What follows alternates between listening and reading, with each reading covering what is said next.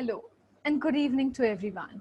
My name is Soma Raj and I would like to welcome you all to today's discussion on rethinking public-private partnership, ground realities in the face of pandemic.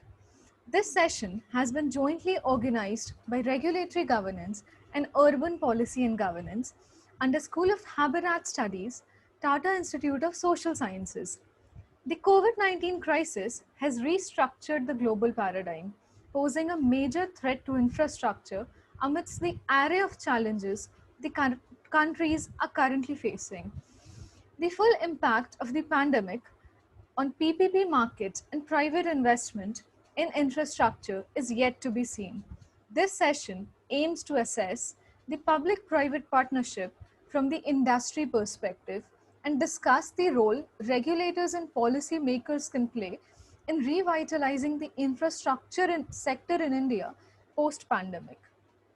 We have with us Mr. Sandeep Kumar Mohanty, Director, PricewaterhouseCoopers Private Limited. Mr. Mohanty is heading the Government Reforms and Infrastructure Development Unit and holds over 10 years of experience in management consulting in the infrastructure space, particularly in the energy and utilities sector. Sir, we are honored to have your presence today. I hereby request you to share your insights with us. Thank you, Suma, and thank you for the DIS committee for giving me this opportunity to speak to you guys. And apologies for rescheduling it in the morning. There's some personal emergency, and I had to reschedule it.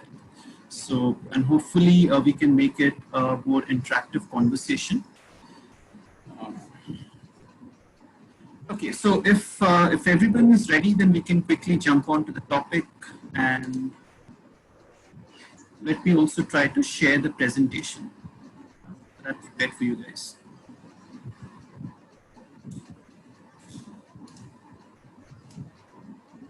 So it's a habit. If you're in consulting, then you can't do anything without presentation.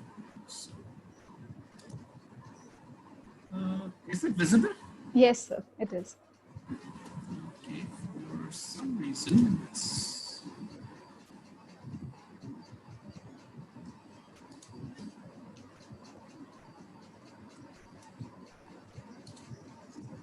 okay. All right, cool.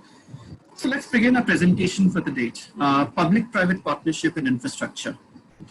Now, why do we need public-private partnership? And that's, I think, the first question to answer. There are multiple reasons, and primarily the way Government of India tends to look at it is that there is a huge deficit in an overall infrastructure investment requirements. So, if just to put some numbers to it, our overall overall infrastructure investments that we need in India is close to about 200 billion every year. In comparison to that, what we have done historically is just about 100 billion. And out of that 100 billion, roughly about 50 to 60% of investments come from Government of India, and the rest is generally made by a mix of private and in some cases financial institutions, etc. So this was what we are talking about, a pro-COVID period. So pro-COVID period, India had a deficit of financing infrastructure to the tune of 90 to 100 billion every year. That is huge. I mean, that's the overall probably infrastructure investment done Nepal, Bhutan, Bangladesh combined in the last, since their independence probably. So that's the kind of quantum that we are talking about as far as India is concerned. And as I was explaining that, a bulk of it, about 60% of it generally comes from public sector, which is mobilized by government, state and central. And this comes either through in form of budgetary allocation, which is generally setting aside part of your budget. Generally, it is about 2 to 3% of your overall budget allocation that you can provide towards infrastructure, or it can come through government borrowings as well. So these are often sometimes not consolidated at the government balance sheet level, But if you look at when a municipal company borrows, it is actually a liability on government. I mean, in turn, because there is a federal structure, so it often may not occur in the balance sheet that you see for at the sovereign, at the state level. However, post COVID-19, as we all know, this is going to be the overall ability of the government to fund infrastructure investments is going to come down substantially. If you're aware that from a sovereign credit rating perspective, Moody's as well as other international sovereign credit rating agencies are already looking to downgrade India from a triple B to triple B minus.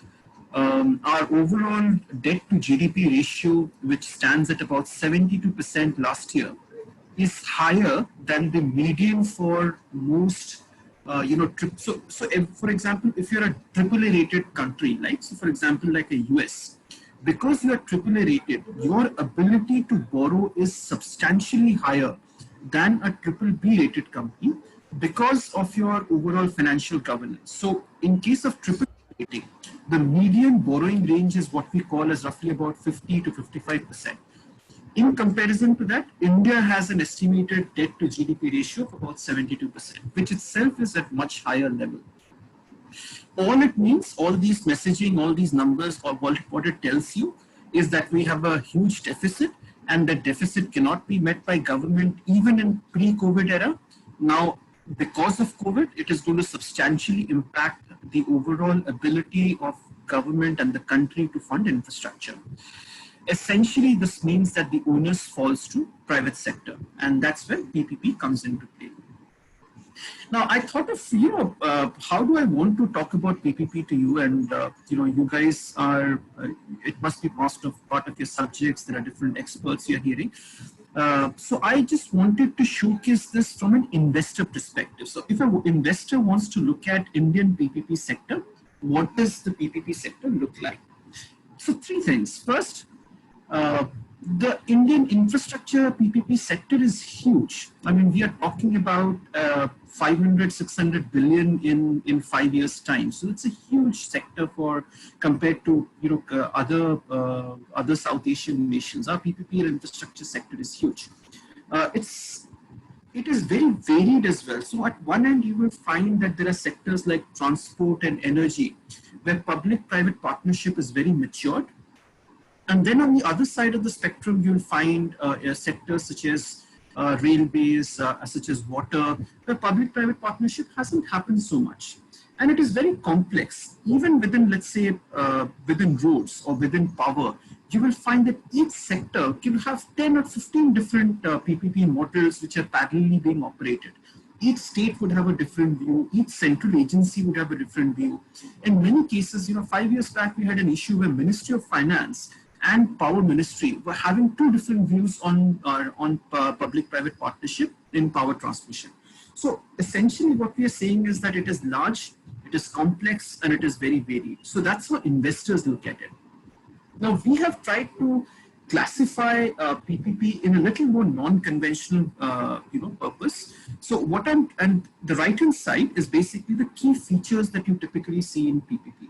And the way that we have categorized is, we have categorized sectors where you have availability-based payments, where you have market-based payments, and where you have, complete market-based payments plus a real estate exposure. So essentially, if you look at your risk from availability to market to into a market plus real estate actually keeps on growing. So that's one view. The second view that we have taken is that when you're entering into PPP, who is your public counterparty? The counterpart, so that defines the counterparty risk. The counterparty can be central government, which means that your counterparty is AAA rated domestically at least, and they are highly creditworthy. Whereas if your counterparty is a state government, then depending on which state it is, your credit perspective changes. The third element we are talking about is that who is managing the demand and price risk. Okay, so in case of availability-based payments, both demand and price risk are catered by consumers. So essentially, there is, as an investor, there is no risk on me. Once I've developed the project, I get, I'm complete to it doesn't matter if somebody is using the infrastructure project or not, I get my payments. Whereas there are certain sectors where demand and price risks are passed on to the investors to bear. So, for example, toll roads, for example, in toll roads, I define, I'll have a toll price, yes, but depending on every year's traffic growth, I have to cater to that demand. If suddenly the traffic drops, that's a risk on the investor. So that's where, demand and price risk we define. So essentially, if you look at, we can define, a PPP structure in form of demand risk, in form of price risk, and in form of counterparty risk. And all these three would define how a PPP can be structured. So this is the overall, PPP structure that you would say. And essentially, depending on the kind of PPP structure that we are looking at, its risk and return expectations also varies. So, for example, if we talk about the lowest band, right, sectors with availability-based payments, here investors will view it as a low revenue risk, and a wide range of investors typically look to participate. And it is a perfect example, it's a perfect fitment for investors such as pension funds, etc., to come and invest. So the idea to show this to you is to indicate, how large our PPP environment is, how complex it is, and hence the problem which we are trying to solve of addressing hurdles, etc., in public-private partnership is also going to be that much complex.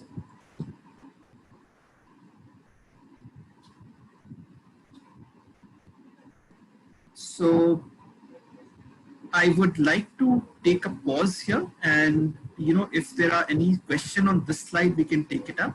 Otherwise, I can move forward. Yes, sir, Rushabh here. Rishabh. Yeah, I was reading about National Infrastructure Pipeline. There is a portal especially made for this counterparty risk. Can you explain a bit about that?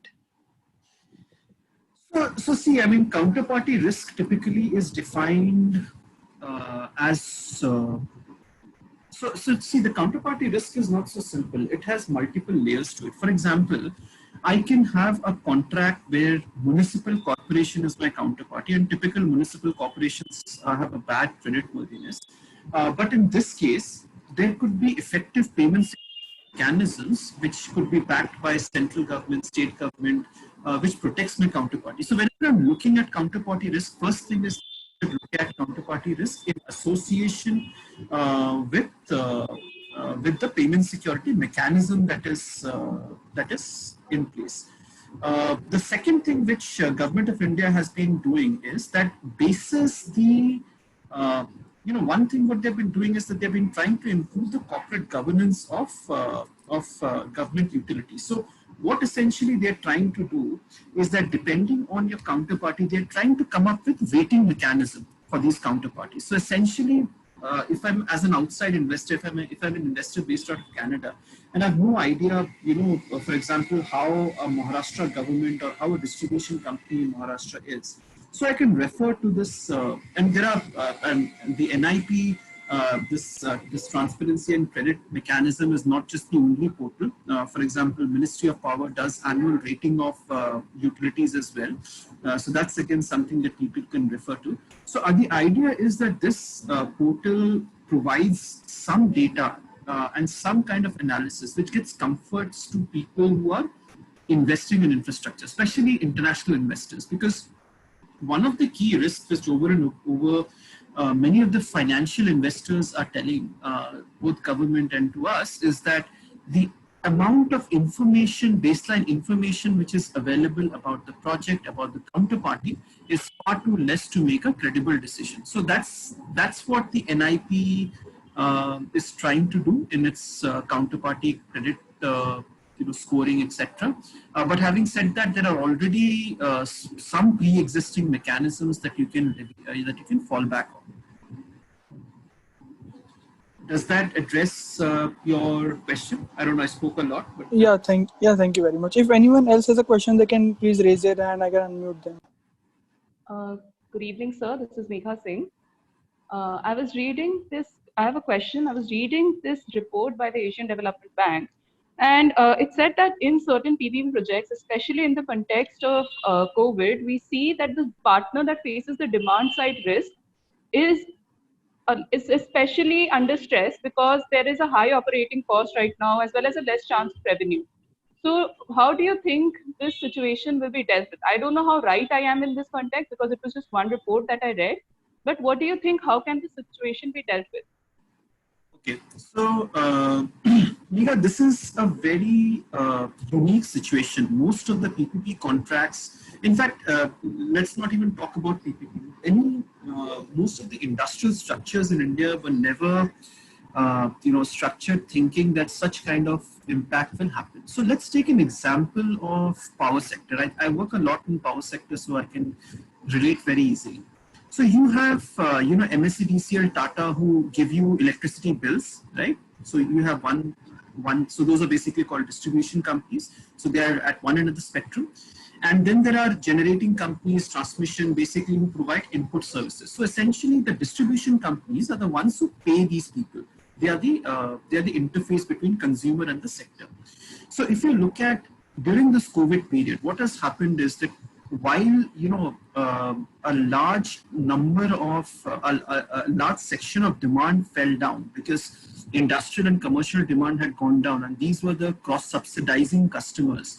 Second is that regulators and government gave relief to consumers that don't pay for the next 45 days till there is a lockdown, and your electricity connection will not be disconnected. So what it did was that at an all India level, because these are more consumer-facing services, at an all-India level, their collections fell down to about, in some cases, it fell down to up to 20 to 30% of their overall number. So they were only collecting 20 to 30 rupees and 100 rupees of bills raised. So you can understand the amount of stress that they had.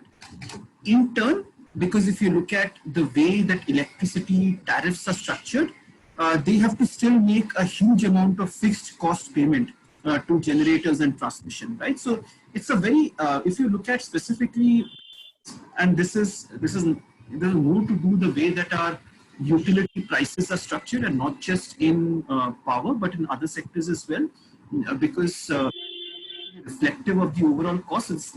I mean, there's a lot more complexity behind it, but the idea is that you're right in terms of these guys have a very high operating cost, and these operating costs were not demand based, and hence these are more fixed cost kind of item. So they had to continue to pay fixed item. Now, how are we to deal with it?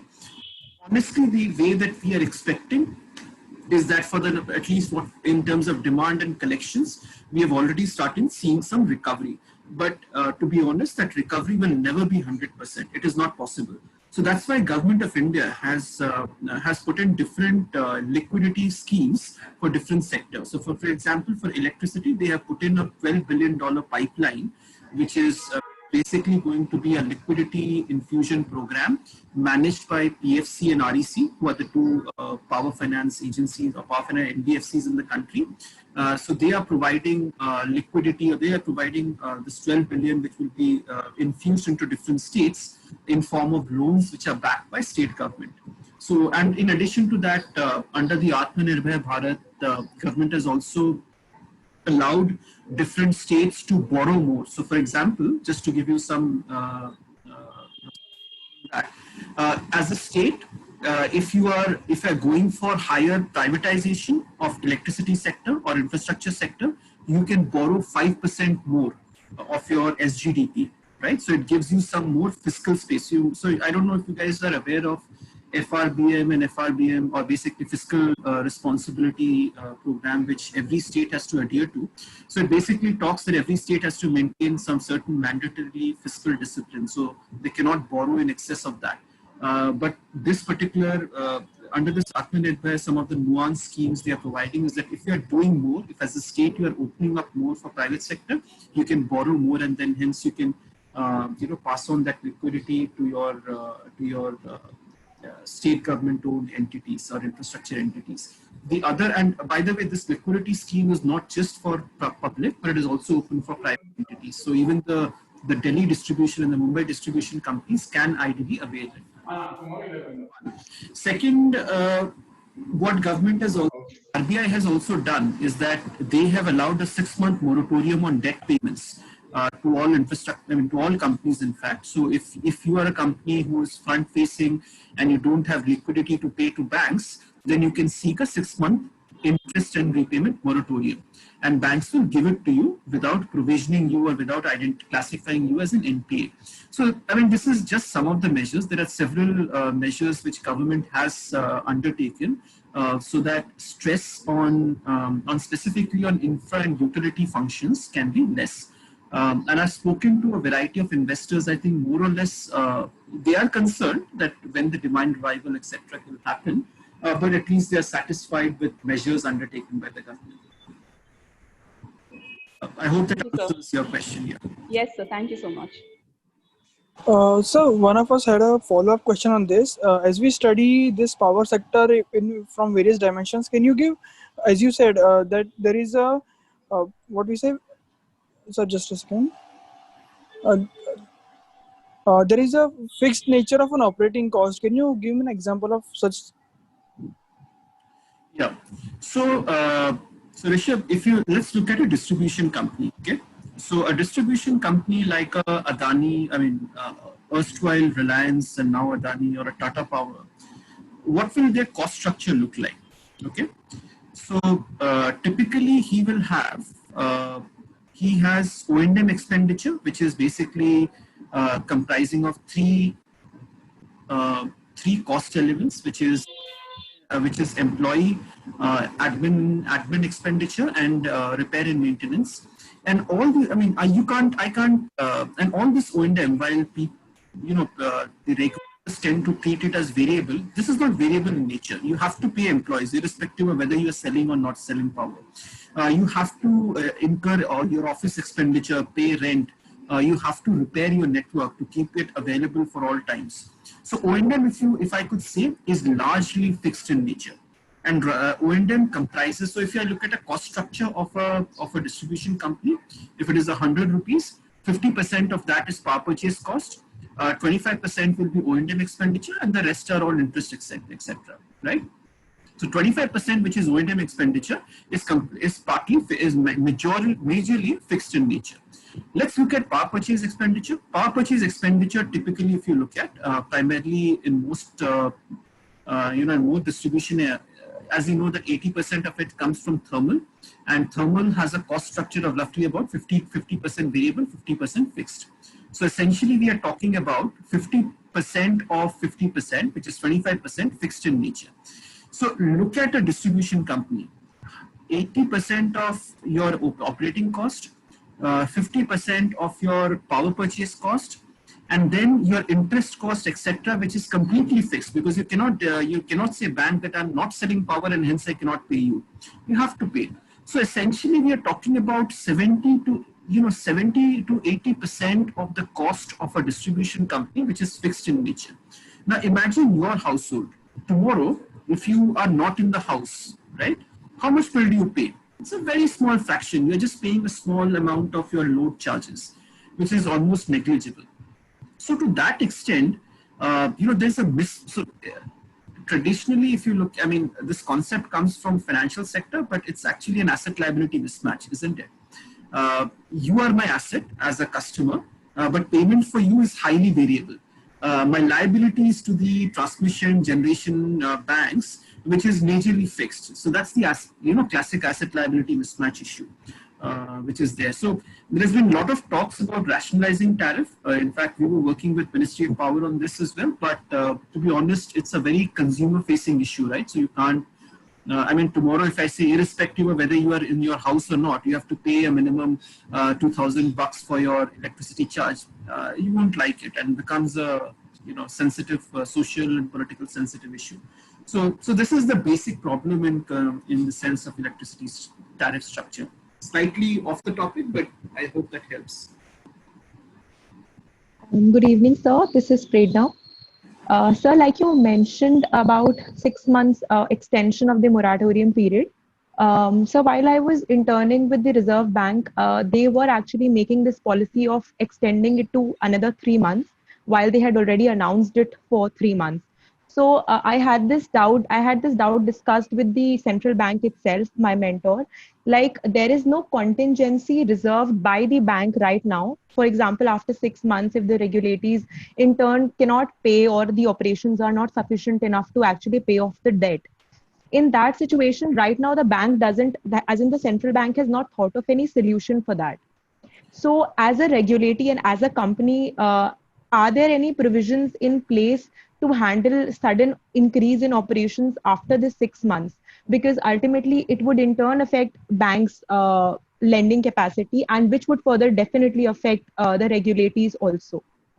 Very good, Yes, sir. very good point. But just to mention that Reserve Bank has already notified a scheme which will take care of this. How they're doing it is basically they're allowing banks and borrowers to do a one-time restructuring. So essentially, since you have interned with the Reserve Bank, you'll understand that currently, in the current, under the insolvency process and subsequent regulation that RBI has come up with, they say that if you are doing a restructuring, it is specifically, you have to make specific provisions for it. So for example, and they have different classification for it. It's maybe a little off topic, but I can talk about it. So for example, if you have a 100 rupee loan, right, and if you're restructuring, they say that if you need to repay 20% of that loan in first year, if you're not repaying 20%, then the banks have to create additional provisions. And sometimes that provisioning can extend up to 50%, 100%, which means that it impacts the profit and loss accounts of the banks. So essentially, so this was the reason why banks were now reluctant to do a restructuring. But in this case, Reserve Bank said that as a one-time relief measure because of COVID, and they have put in strict mechanism to check if this impact is because of COVID or this is just that the borrower doesn't want to pay and he wants to restructure. So they have put in some mechanism for that. But in summary, what they're saying is that banks and corporates, if they have been hit by COVID, they can restructure their loan. The restructuring of loan basically will entail shifting of the payment period by maximum of 2 years. So 2 years, I think, is a fine period, right? It's fine actually. It would work well for industries. In addition to that, they are saying that you can also look at bringing down interest rate and some of those issues.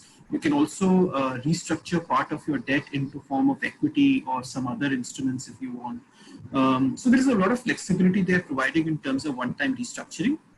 The only thing they are saying is that banks have to create additional 10% provision, which is actually not much. Most of these accounts would have, because of COVID anyways, they would have 10% provisioning done. So in essence, just to say that Reserve Bank has already notified this scheme, and many of the companies, specifically in real estate, etc., like malls and hotels, they're already availing the scheme as we speak right now. For some infrastructure companies feel they don't need to restructure right now. They can perform. So, Thank you, sir. Yeah. Okay, cool. So, anyways, the idea to pause here is that you guys should know the landscape of PPP and infrastructure more to understand what the challenges are. And everybody will talk about challenges and people will throw solutions around. But it is important to understand the investor perspective. When they look at PPP, they look at demand risk, they look at price risk, they look at counterparty risk very closely. Right? So moving on. So essentially, what is the solution? So basically, whenever we talk to people or we talk to governments, we say that solution is twofold. One, simplify PPP models. Today, just to give you an example, take example of roads, right? Roads, how many PPP models it has operating as we speak right now? Anybody would have any answer on that? Sir, like modes of PPP. Yeah, in roads, how many roads? Yeah, HAM is there, BOT is there, TOT is there, BOT is there. Okay, so let me give you, so let me put some more practical names to it. So we have toll, right? We have annuity scheme, we have hybrid annuity scheme, we have OMT scheme, we have TOT scheme. 5 schemes in one sector. So all we are saying is that you don't need so many varied schemes. You need to simplify overall PPP. And there are essentially 3 kinds of classifications that you can create. Okay. So the first kind of classification, and I'll start in the middle. So the first kind of classification you need to create is TOT kind of structure, monetization of brownfield assets. So essentially we are saying that if you have standalone assets, like in transmission, Power Grid has a lot of standalone assets. MHI has a lot of road standalone assets. If these are standalone assets and you want to monetize it and create additional government capital, then you could look at some of the routes such as sale of assets, listing, InvITs. InvITs is an extremely good way of monetizing. So essentially, there is one classification of brownfield assets in which you can monetize and recycle that capital. And these are all government-owned assets, which you can give for private sector to operate. So essentially, you can raise capital today to invest in fresh assets. So that is one, right? And the best assets which work in this sector are the ones where we have no demand and no price risk. So essentially, these are roads, and primarily annuity roads and power transmission. So these are the two sectors where essentially you don't have any demand risk, you don't have any price risk, right? So that's one. Second is we are saying that there are kind of assets, right, which to build a greenfield asset, it requires huge investment.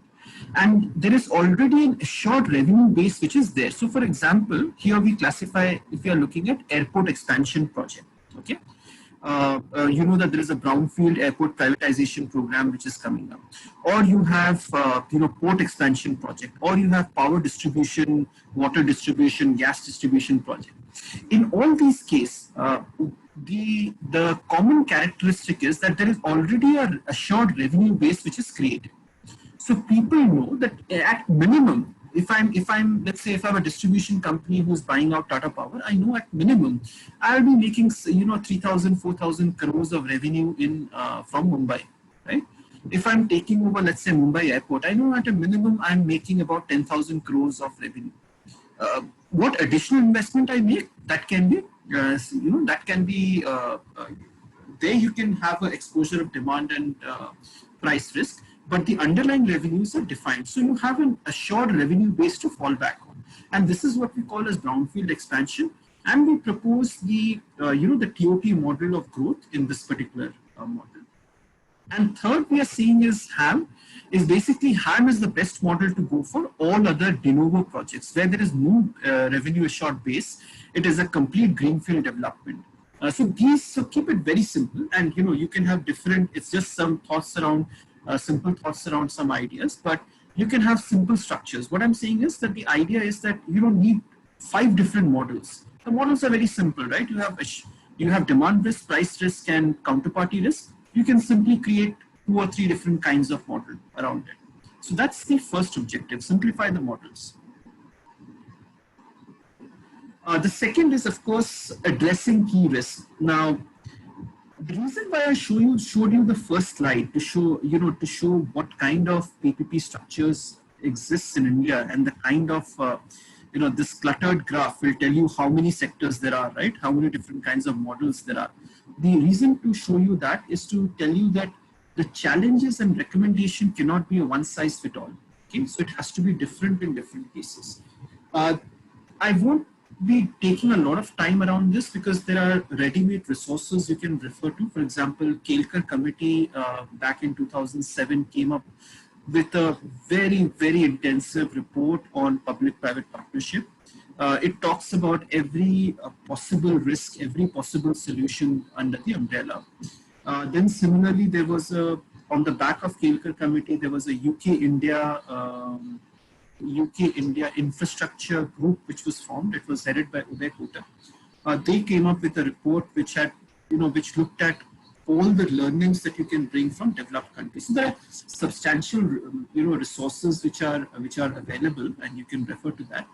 But let me just take up 3 or 4 big issues that I see in PPP right now. The first is about balancing cost and competitiveness and flexibility into PPP. So if you, CAG often does a review of PPP projects and, government projects, and they often come up with with views around what kind of transparency and governance principles are followed. So that is one, that is one area where we believe that there has to be a lot of improvement, and that is why a lot of government measures that are happening in terms of providing better data, opening up NIP platform around counterparty. Just to tell you in power, in the last 5 years, there are at least 6 different portals which have come up. There is a Prapti, there is a Merit India, there is a then there is another one for for coal dispatch. So there are multiple. The reason why government is coming up with these real-time platforms is to enhance transparency for people, right? So that's, I think, a big element that that one need to be aware of. The second is people. A lot of companies, a lot of investors talk about viability gap funding or one-time infusion in sectors. So this often occurs because events such as this, right, like COVID, etc., happen. So what will happen about projects which are under development, right? Because suddenly they see that there is a lull period of 6 months where no activities is happening, and not to say the actual construction which has hit substantially because migrant employees are no more available. In most project sites, the actual skilled staff has come down to 30% of what is actually required. So a lot of companies have talked about one-time infusion of viability gap funding. Actually, there already exists a mechanism in road. In road sector, for example, NHAI often and NHAI even for distressed projects, they have come up with this scheme where they put up a one-time infusion of funds into these projects in some form. They had limited this one-time infusion to up to 20% of estimated project cost. And they had, of course, a principle where they had a transparent principle of how to allocate these funds across bidders. So this is one, one measure, this one-time infusion through VGF, which can help companies, at least who are coming up under this post-COVID period. So that is point number one. Point number two is something which has been in discussions for a long time, since 2016-17, is renegotiation of contract. I don't know how many of you are aware of the Tata Mundra and the Adani Mundra case. So what has happened, I mean, just to give you some backdrop, what has happened is that when these guys had bid for the projects, and these are projects based on imported coal, there was a law change which happened in Indonesia. And because of a law change, Adani, Tata, and many of the other companies ended up paying a lot more money to government of Indonesia in form of taxes, duties, etc. Now, theoretically, in most PPP contracts, change in law is a pass-through. But change in law for international, so because the change in law happened in Australia and Indonesia, right? How do I factor that in the prices? And that became a big issue. And these large power plants, even today, they are under deep financial stress because they don't have any compensation mechanism. So this opened up a Pandora's box. There was a 4-year litigation process which went on, where there was a feel that we don't have any mechanism. So, I mean, basically what we're doing is, most of our PPP contracts are like for 20 years, 30 years, 35 years, right? Essentially, we are locking in somebody today for a period of 20, 30 years, without giving him a leeway that if something unforeseen happens tomorrow, then how do I get out of it? Or how do I, even follow a prudent principle of doing that? In most countries, and UK is a classic example, UK has one of the most matured PPP sector in infrastructure. So they have something called a PPP renegotiation route, in which basically if there is an unforeseen event which has happened, then the authorities will sit down with the investor, they will open up the contract, they will see how the unforeseen event has impacted the investor, and they will then try to basically come back to status quo. And that's the overall, process. Now, on the backdrop of it, there was a draft consultation paper which was prepared, and again, most of you guys who are interested can download and read it. Which was called Public, PPP, Renegotiation of Public Contracts Bill. It was prepared, it was floated in 2017. It has never become an act because of socio-political considerations, but this is a big issue that needs to be addressed. And if we want PPP to be successful in future, we have to understand that it is impossible for somebody to project every factor and every macro and every micro factor for 25 years or 35 years. So we have to have that small window for renegotiation. Okay. The third big issue we often face is having sector-specific regulators. Now, the idea is that we need to have regulators who are independent as well. So, I mean, that was, in fact, most of us experienced regulators in power, because in power it was institutionalized back in 1999. But there are other sectors also who have regulators today. For example, if you're a metro has a specific provision of creating a regulator, although it is like a quasi judicial body, and it's also a temporary regulator in case of metros. But airport has a regulator which is called ERA. We may not be hearing about that so much, but there is a central authority which is present.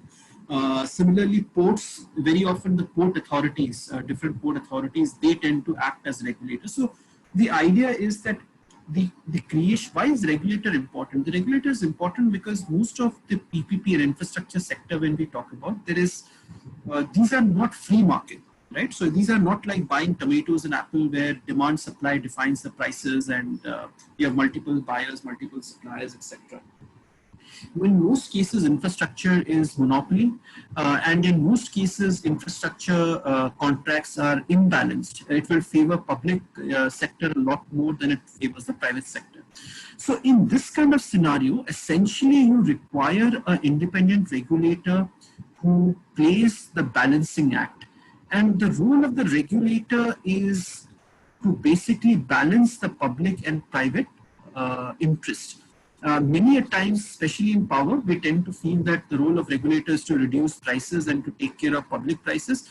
It's not their job. Their job is to ensure transparency. Their job is to ensure that in absence of a perfectly competitive world, how best they can take care of interest of all stakeholders. That's their job. And it's important that, you guys will be entering into market very soon, and some of you will be on the public sector side, some of you will be on the private sector side. The moment we cross over or to public sector side, we tend to become, over cautious about what private sector is doing and how they are behaving. We need to be very cognizant of that, because let's understand that that person is putting in thousands of crores for investment. We need to give him some, some clarity, some way to make his returns. I think somebody wants to ask a question. So yeah, that's not a question. So we are really happy to know, because we are students of regulatory governance and we vouch for independent regulatory authorities. So what we are actually reading in theory, and the organization side of it also appreciates and acknowledges it. So that's really important for us. Thank you, sir. Absolutely. The challenge on the reality is that when you do enter into job market, and when you're part of organizations, what you'd realize is that regulatory commissions are anything but independent. So typically, and let's be open to at least agree to the challenges that we have in our country. So for example, look at the members of any regulatory commission. Look at members who are there in MERC in Maharashtra. Look at members who are there in CRC. Most of them come with a background of power sector. They would have worked in a distribution company, a state-owned distribution company. They would be either, ex-chief secretaries who are heading. The idea is that if you go to Europe, right, and if you look at any independent commission that they will have representation from academia. They will have representation from judiciary.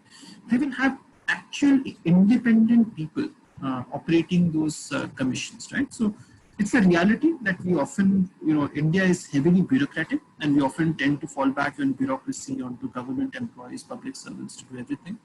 Part of it is because government is the largest employer in India, right? And that's the truth. Let's also agree to that. But these are some real challenges, and when you come down, when you enter into the job market, when you see how it happens, at times it is frustrating. So we need to understand that this is a problem, and probably as leaders for tomorrow, you guys could be in a better position to solve some of these issues. So that was the idea, right? So this is the third issue. The fourth issue, of course, which everybody will talk about, is balancing risk allocation between public and private sector. So if you look at most PPP models and contracts in India, they are heavily skewed in favor of public counterparties. So just to give you an example, let's say I have a contract, a buyer and supplier contract, right? Where the buyer is a public entity, it's a public sector entity, and the supplier is a private entity. You would see that in these kind of contracts, if there is a non-performance by a private company, the public company will want a penalty of 10%. Whereas if the non-performance is from public sector company, the contract will say that he will only give 1%. So these are some of the imbalance, and this is just a very small example. There are a lot of, in most PPP contracts, you will find that these are heavily skewed in favor of public counterparties. Now, this is partly because when these contracts are formulated, most of the people do it within closed doors. There's no public consultation process, which typically should happen. Most of the pre-bids that you will see where public sector is inviting people to participate, it's in a way of more informative sessions rather than more interactive. So which makes that these contracts essentially are made in a way that these are bound to fail.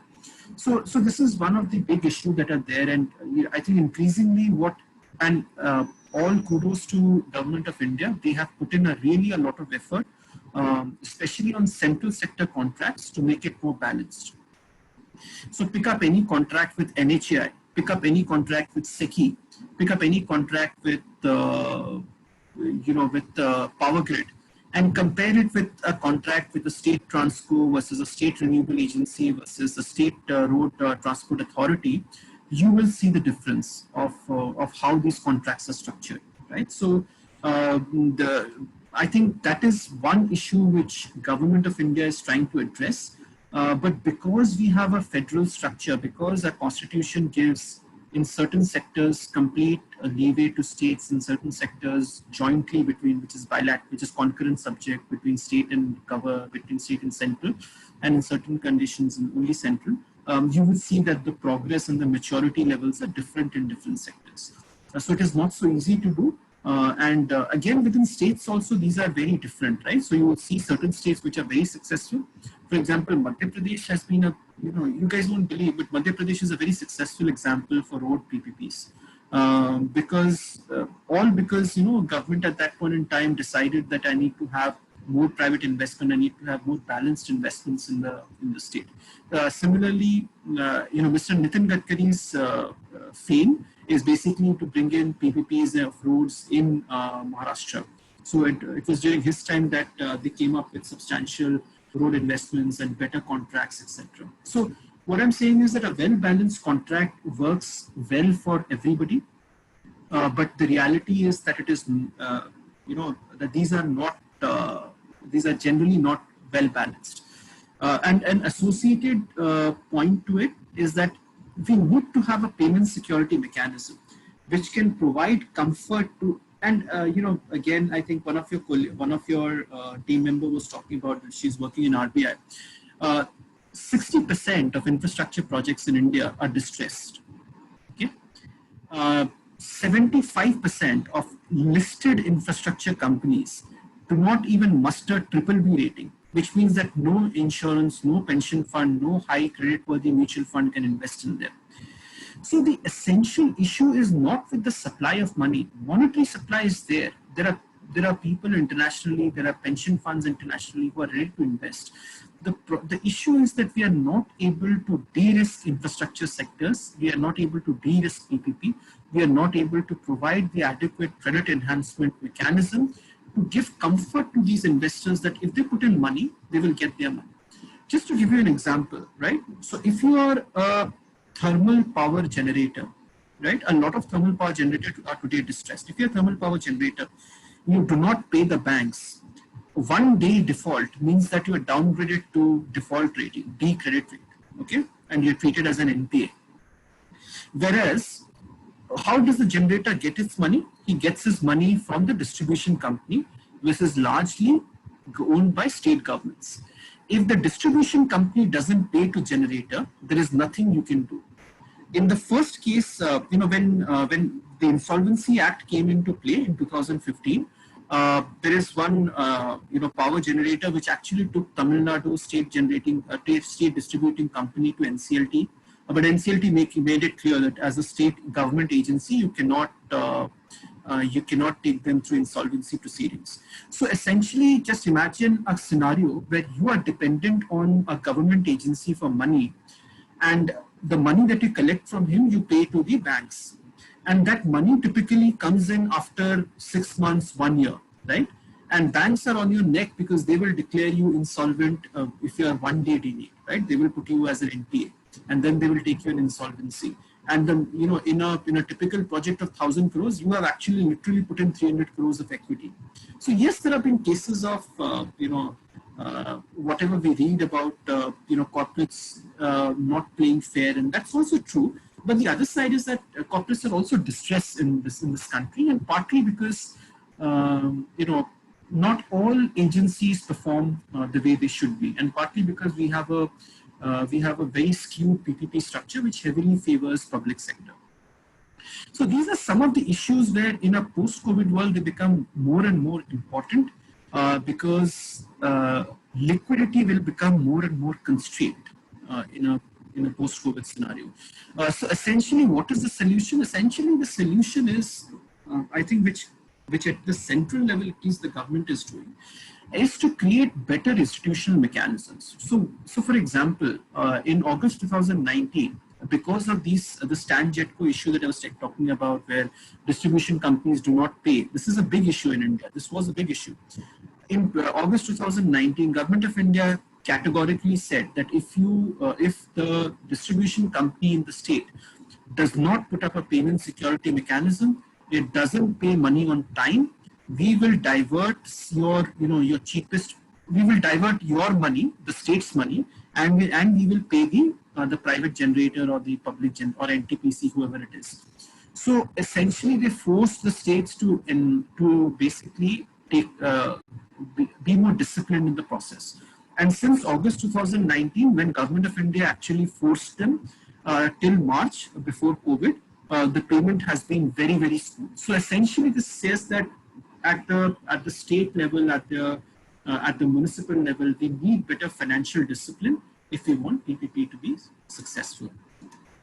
So that's what I wanted to show you and tell you. Very short presentation, but I think we can spend a little more time on Q&A session. And if you have any questions, again, very happy to take it up. Hello, sir. This is Ishan here. I'm from Regulatory Governance. Sir, I have a question, and actually I wanted a consultant point of view on this. Sir, as you said in your presentation, COVID has increased the deficit in investment of projects. And combining this with the highly skewed demand for the projects itself under this PPP model, sir, where do you think should the focus be directed to? To greenfield projects with lower cost overruns, or to brownfield projects which addresses some of the key issues exposed by COVID crisis, but comes with their own liquidity concerns? Okay. So the answer is not that simple. The first thing is, why do I create greenfield infrastructure? I mean, the first question is, do I need greenfield infrastructure in the country or not? What do you think? Ishan, right? So just again, I will unmute him just a second. Yeah, please unmute him. Yeah.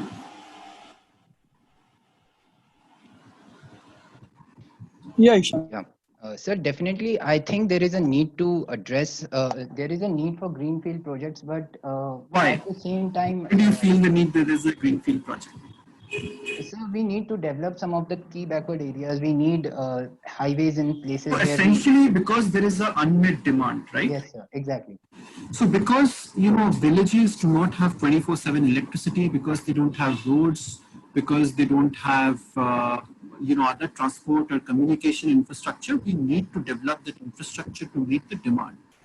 So essentially, all I'm trying to say is that you cannot neglect greenfield, because greenfield is essential, because you're creating greenfield to meet a specific demand. And till the point that there is demand, you cannot reduce the priority of greenfield investments. That's point number one. Point number two about brownfield. See, brownfield is a completely different story, right? So what we're trying to solve with brownfield is either that we are trying to reduce the risk on brownfield to make it more solvent, or we are trying to use brownfield infrastructure to raise capital, right? So that I can infuse it into greenfield. So the point I'm trying to make is that these are not complementary. Investing in brownfield versus investing in greenfield is not complementary.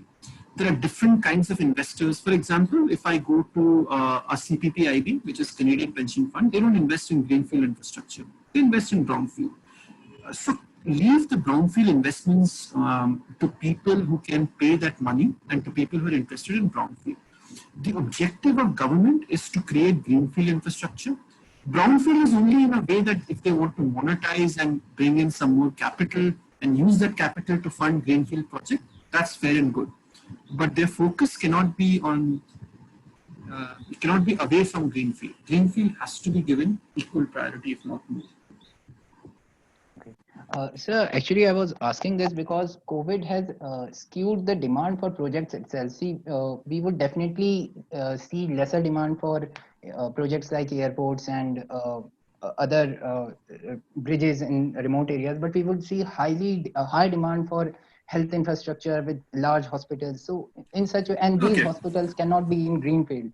So that's why this paradox. I got your point. So look, I mean, first of all, airport infrastructure, do you know in the last 10 years how many new airports are created under PPP at least? I'm sorry, sir, I'm not aware of the number. Hardly any. The one that you see in metros, that's all. That's all. So all I'm trying to say is that, and plus, you know, when we talk about road connectivity, we talk about electricity, let's say, I mean, do we need to invest more in public infrastructure or basically in social infrastructure, which is health and education? Yes, we do. But does that mean that we don't have to invest in core real infra, which is transport, electricity? No, that's not true, because today, you know, on an average, what our per capita electricity consumption is. We are not even 1/4 of that of global average. Forget about China, US, Japan, we are not even 1/5 of global average. Being one of the largest economies, being one of the most populous country, we're not even 1/4 of that. So all I'm trying to say is that the greenfield infra to meet demand is absolutely critical, because today there is a large part of population which is living without the basic infra. So the demand for basic infra still exists.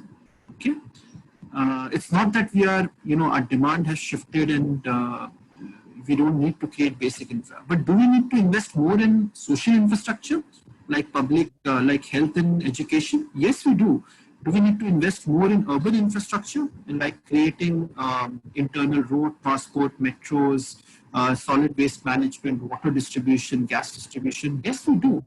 But that doesn't take away the fact that even the demand on, you know, on large core infrastructure projects like airport, road, etc., we are still unmet. It is still unmet. I mean, how many of you guys must have gone to Delhi Airport, T1? Have you seen the condition? I mean, what's the kind of demand supply we have there? It is crazy. Mumbai Airport was developed to cater to 40 million consumers at peak period. In 3 years, Mumbai Airport had hit 45 million. Today, we are operating at 45 million, which means that from a safety consideration as well, the airport is just not enough to cater. We need another one. So these are some of the real challenges. And while, you know, what happens is that many a times we are educated by what we read in media reports, right? And so-called experts come in and talk about this, but the ground realities are very different, because media tend, you know, they will take up a point and they will write something with half knowledge. We need to be more cognizant of that. You know how many people, what is the suppressed electricity demand in India? It's about 40 gigawatt. That's roughly 10% of overall, you know, more than 10% of overall installed capacity in India. That's the suppressed demand. People not getting electricity. So do we say that do we deprioritize it? No, equal amount of importance. It's a balancing act, and that's why we need PPP, because government has certain, I mean, they can't invest beyond a certain point. So create PPP. Look at education, for example, and now everybody is talking about health, and we didn't. Nobody was paying attention to it pre-pandemic, but look at education. Do you know there is a PPP structure which is called K-12 structure for primary education in education sector? It's a very well structured scheme, and it has led to so much educational institutes across the country. It's been extremely successful. Why it has been successful? Because the PPP was made in a way that people found a way to make money out of it, and investors invested. Now that money can be subsidized, it can be, you can think about it, how somebody pays for it, that's a different story. But allow people to make investments, allow it to be safer investment. Anybody will want to make some money out of it. So allow that to happen, and then things are all good. Understood, sir. Thank you so much for this nuanced answer. Thanks. So my friend Satvik Mishra has a question. I think he's posted it in your chat box. Or should I read it out? Please do. Yeah. So infrastructure investment trusts were launched with real estate investment trusts, but failed to generate interest in the market. Can steps be taken at the end of the management of public utilities to deepen interest in InvITs and reach the goal of interest in monetizing municipal infrastructure through their own bonds? First of all, I do not agree that InvITs have failed. There are, InvITs are like IPOs, right? So if one IPO failed, do we say that IPOs have failed? No, IPOs are successful. InvITs as a structure is a very, very successful structure. Just to give you some backdrop, the InvITs that you read about, there are multiple types of InvITs. Basically 3 types. One is called publicly listed InvIT. Second is called privately listed InvIT. And third is called privately unlisted InvIT. So the 2 InvITs about whom we read mostly is basically there are 2 InvITs, one in roads and one in power transmission, which are publicly listed InvIT. The roads one was by IRB and the power one was by Sterlite. Out of the 2, actually, IndiGrid, which is the Sterlite transmission InvIT, has been actually quite successful. They've been able to raise, I think, $500 million capital from KKR and some other institutional investors, GIC, I think. So they have been quite successful. They have a steady stream of capital coming in. They have a steady stream of projects coming in. Essentially, and they are declaring dividend, giving 11% yield. So imagine today, in today's market, do you know what the FD rates are? It's about 6.5–7%. In turn, InvITs giving you safe returns because these are AAA rated instruments, which is giving 11% yield every year. In turn, in addition to that, these are tax-free returns for you. So it's so much beneficial. IRB, I agree, failed, but it didn't fail because InvIT as a structure was bad. It failed because IRB asset quality were not good. And the valuation that they arrived at, which happens in many IPO cases as well, was not correct. Post that, I think in recent times, there have not been many publicly listed InvITs, but there have been quite a few privately listed and privately unlisted InvITs. So if you, some of you may not be aware about Brookfield, for example, is a large buyout firm based out of Canada. They have floated an InvIT in which they have taken telecom assets. Similarly, Tata Power is planning an InvIT to come up very soon. So there are CPP, IB and L&T have an InvIT which is already operational. So there are so many InvITs which are already, and there is another InvIT coming up by CPP, IB and Brookfields. I think that is on gas assets. So just imagine the kind of assets which are coming up on the InvIT. Yes, we had lull periods in InvIT because the regulations, as you know, these are all incrementally improving, right? So for example, there were certain deficiencies in tax laws with the privately unlisted InvIT. They tried to address that. But overall, InvIT is an excellent structure today. There are certain limitations, but those limitations are put in place because as you and I who are retail investors, we have more comfort in and governance around what we are buying into, because we can't do our diligence and we can't do our like large companies or large investors tend to spend. So InvITs as a structure is very good. Uh, Now the question, your second question is that can it be used for municipal? Yes, and that is what we have been trying to do a lot. In fact, we have been also working with Niti Aayog quite a bit. We have been working with NHAI, Power Grid, NTPC to say that these public assets, there is no need to hold for it, because when you are actually investing in greenfield stage, right? And when as a company you are operating these assets, your return expectations are quite high. You expect 15% return, 15.5% return. Like that's the ROE for electricity sector, for example. But once the projects are commissioned, because these projects are so low in terms of risk, there are investors, if you put it under an InvIT, who are ready to buy these assets as 11% return, which means that you are making a excessive return of 4%. You're getting 15%, you're selling it for 11%, you're getting a 4% excessive return. So you're making 19% returns in total. So this is what we have been trying to convince the public sector. But the challenge with public sector often is that they don't want to leave control of assets. I mean, I don't know if you have read that whenever there is talks about corporatizing HAL or corporatizing ordnance board, they will take out possession and they will say that no privatization, etc. So the idea is that in the minds of public sector, even when you talk about InvIT, although let me tell you that InvIT necessarily does not mean it's privatization. It is not. It's just a monetization mechanism. Government can still continue to hold control. But many times what happens is that there is a feeling that this is privatization, and hence we need not be it's not something which ideally public entities favor. So there are some myths about InvITs, especially which needs to be cleared out, and I'm hopeful, especially with Government of India, the way that they are, Niti Aayog is taking special interest in this, the way that they are taking interest, I think progressively the mind is changing, and we could see some public sector InvITs coming up quite soon. The issue with municipal sectors is that if you look at municipalities in India, they have a very low credit rating. So until unless the creditworthiness of these entities improve, you cannot go and approach InvIT because people will not buy it. So that's a different story. We need to enhance creditworthiness. It's not a problem with InvIT. Thank you, sir. I hope that answers Satwik's question. Sir, we have another question by Nipun, a first-year regulatory governance student.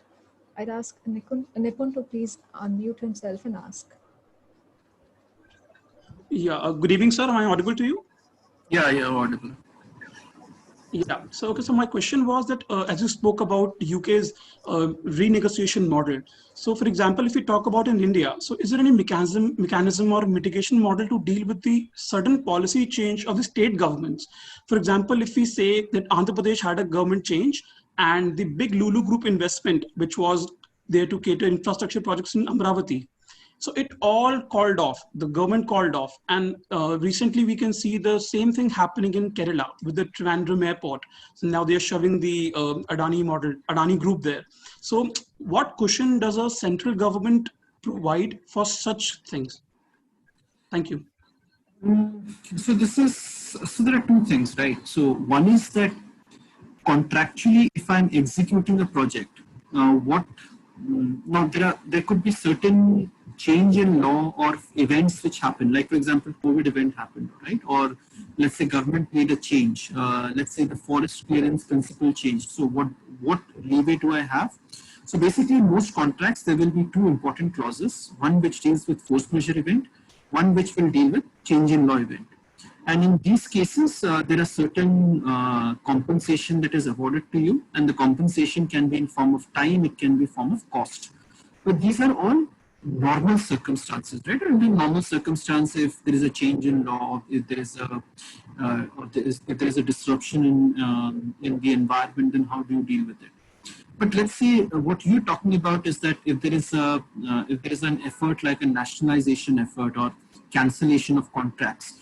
So typically in these circumstances, the central government doesn't have too much power to do anything, because the way, as I described, our constitution is structured, is that there are certain elements which are the certain sectors which are in the hands of central government. Oil and gas, for example, is mostly a central government subject. There is not much that states can do. Whereas roads is basically a concurrent subject. Because both central government has some powers, state government has some powers. Power similarly is a concurrent subject. So powers are divided. So in Indian Federation, under the Constitution, powers are divided between states and center. So wherever state government is doing anything which let's say is not something that you expect, central government would not have too much levers to do anything. But in most of these cases, there is of course the legal recourse which is there. For example, there are often discussions by state government that certain contracts are expensive because they were signed in the earlier regime, right? And these have become expensive over time. So they may think of cancellation, but essentially once the government enters the contract, you cannot cancel it. So there is legal recourse. You have to take courts. You have to go through court. Generally, the legal process will give you, if there is an agreement which is signed and the new state government is in violation of that agreement, it may take time going through the legal course, but courts will generally reinstate it if there is already a contract executed. So they will take the right course and correct it if required. We have seen it in a certain number of smaller events. It is happening more and more recently, but there are ample past precedents to show that it's a temporary disruption, but courts generally correct it over time. Nipun, does that answer your question? You are on mute. Yes, sir. Thank you so much. So we have one last question from Apurva. If we have the time, can we take it? Sure. Sure, Apurva. Please unmute her.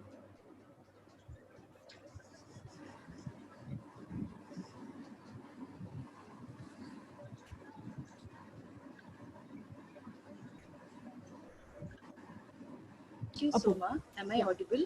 Yeah, you are. Thank you, Soma. Good evening, sir. My question would be, our power sector is heavily dependent on coal mining. How has pandemic affected this?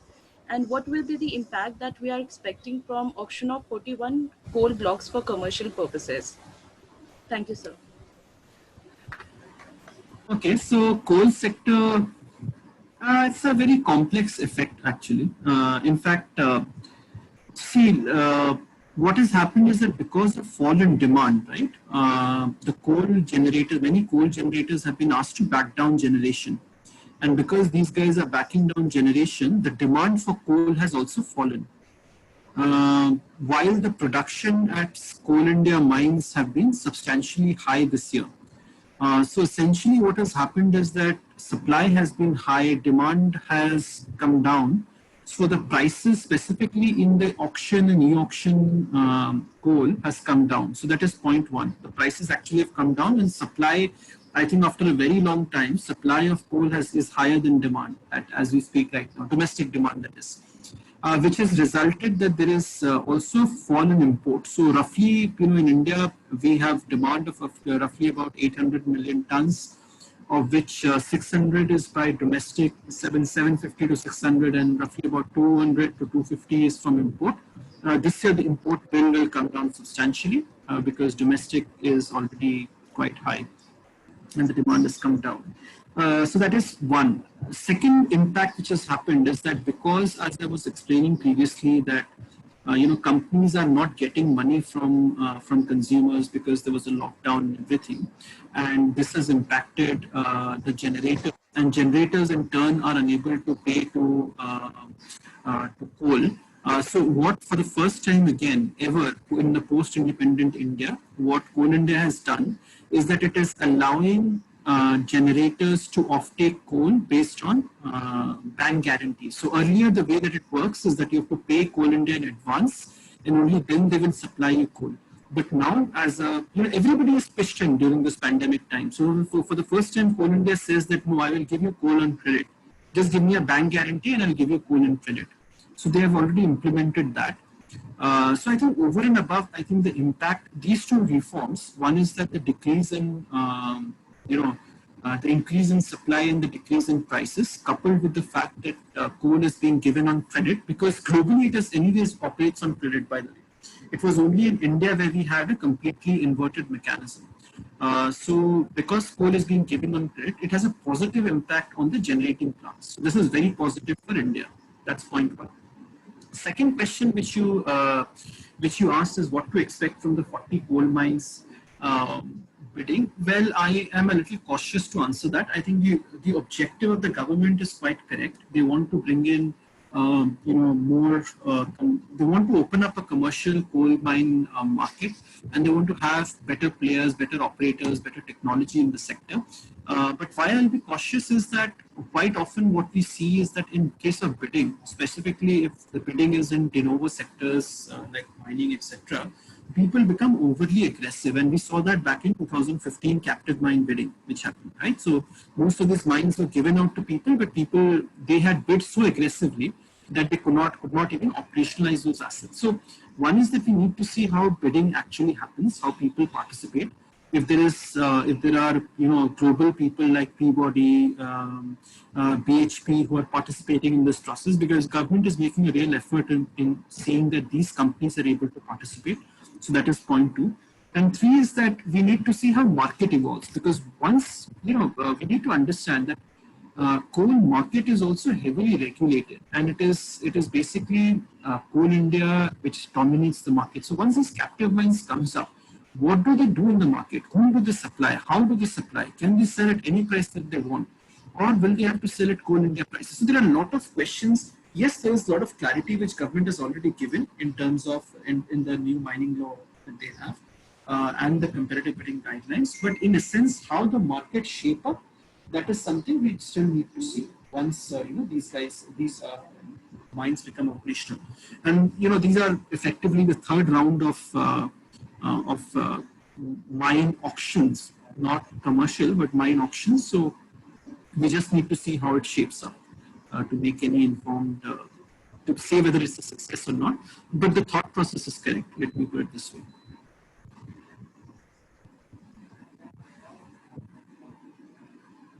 Does that answer your question, Sumo? Yes, sir. Apurva it was. I think it Apurva. answers the question. Yes, sir. So I think that brings us to the end of our session. Sir, I, on behalf of the entire organizing team, would like to extend my gratitude to you for taking out time from your busy schedule and sharing your observations with us. It was indeed a very informative session, which will add value to our learning.